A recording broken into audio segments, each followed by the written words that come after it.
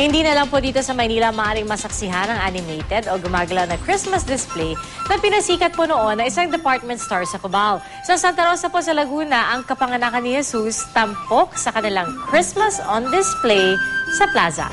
Balita natin ni Victoria Tulad.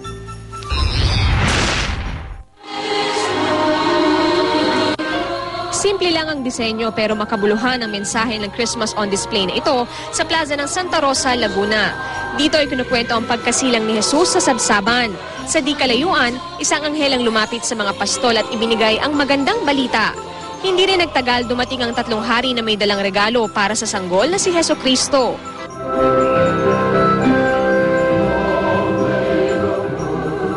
Ang mga taga Santa Rosa, sabik na hinintay at pinanood ang Christmas on display. Hindi na raw nila kailangang dumayo sa malayo para makapanood ng ganito. Ang mga chikiting talaga namang nag-enjoy. Maganda po. Natutunan ko po kung gaano ka-importante po talaga ang pagsilang ni Jesus po. Masaya dahil dadating na ng Pasko. Ito raw ang unang pagkakataon na nagkaroon ng Christmas on display sa Laguna. Mahigit 50 anyos na ang tradisyong ito na nagsimula sa nooy COD Department Store sa Cubao. Ideya ng pamilya ni Alex Rosario para makahatak ng mga mamimili. Pero ang dating marketing gimmick, inangkin ng mga pamilyang Pilipino bilang tradisyong pamasko.